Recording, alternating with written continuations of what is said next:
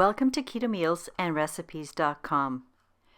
Today, I will demonstrate how to make my amazing one-pot meal, in other words, my broccoli and feta casserole, quiche or frittata, not sure exactly what to call this.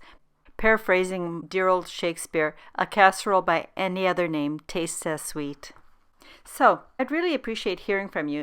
But if you don't agree that this should be called a casserole, do let me know in the comments below what you think this style of recipe should be called, so that I can label it more correctly in the future. But regardless, I think you will love this recipe, especially if you like something that's very easy to make, that is also extremely nourishing. And the great thing about this recipe is that it's absolutely delicious and takes only minutes of effort to prepare.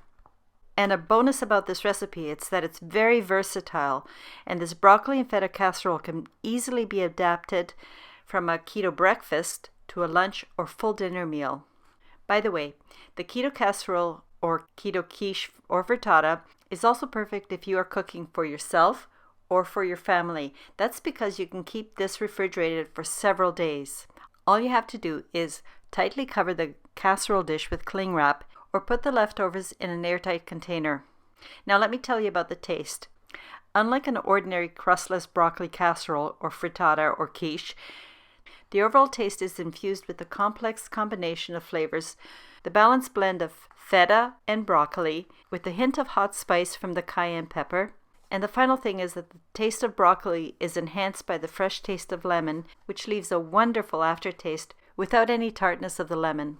As I mentioned, this broccoli frittata can be served as either a hot or cold breakfast. But if you would like some ideas how to turn this recipe into part of a full meal for either your lunch or dinner, please watch the entire video for additional optional ingredients and side dish suggestions. These suggestions will be provided after the recipe portion of this video. I will also provide several recommendations to show you how to combine some of my already posted salads or soups. The last thing that I want to mention before going on is that I really like this meal because it's a very budget-friendly meal. And if you want more suggestions, please check out my end links. I have chosen those specifically to provide you further ideas if you like this casserole.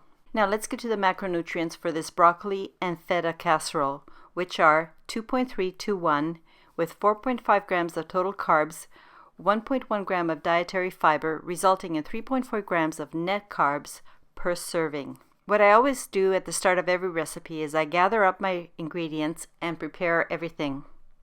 First, cut up the broccoli florets and also the stems. Cut them into bite-sized pieces. I want you to know that the stems are nutrient dense, so use them and do not discard them.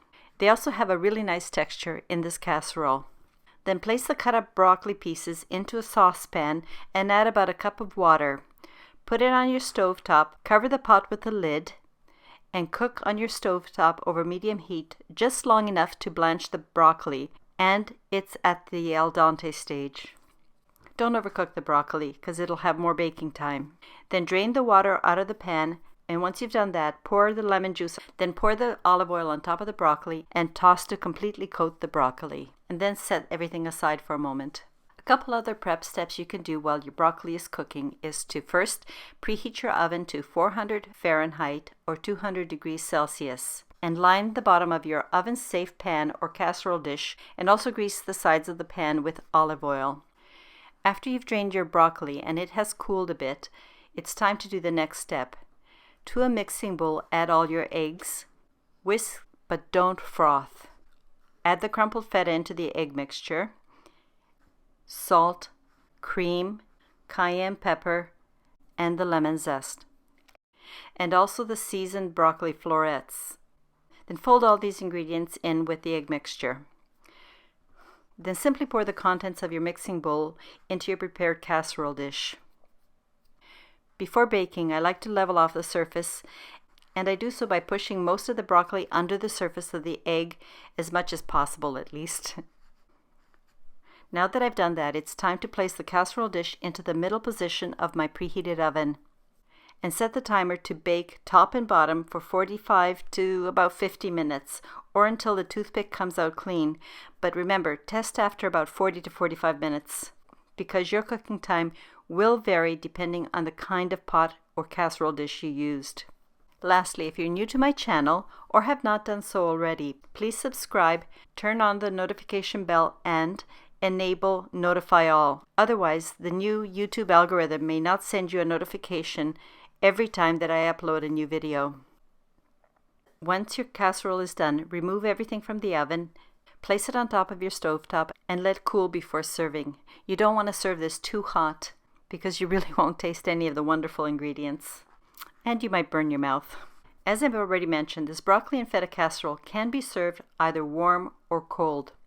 Any leftovers can be stored in your refrigerator by either covering the casserole pan with cling wrap or by placing the leftovers into an airtight container. This broccoli and feta casserole will keep very well in your fridge for about 4 to 5 days. So I hope you enjoy it. Now, as promised, here are a few ideas I would like to share with you in order to turn this keto breakfast casserole into a complete meal. To make this into a meal, especially if I'm serving it for lunch, I like to add a salad, and with this I also serve a piece of my very addictive Keto Walnut Bread. Because of the really nice flavor of the broccoli and feta casserole, when I'm serving a salad side dish, I especially like the combination of the Avocado Spinach Strawberry Salad with the Balsamic Vinaigrette.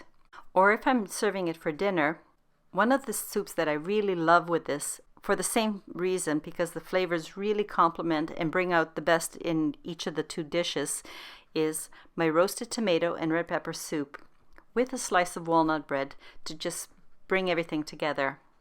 Or if I want something refreshing instead of a hot soup, I like to serve my ABC avocado basil cucumber soup, which by the way does not require any cooking since all the ingredients are put into a blender raw and just mixed together. I hope you'll find these suggestions useful, and please do let me know if you have any requests for recipes you'd like me to make. I would like to thank everyone for watching my video, especially if you stayed here all the way to the end. Please take care of yourself and your loved ones and stay safe and healthy. Until next time, cheers! A link for the printable broccoli and feta casserole recipe will be posted in the description below, as well as the link for the videos to all the other recipes I've shown throughout the video. And please check out the end links I've provided for more breakfast, lunch, or dinner recipe ideas.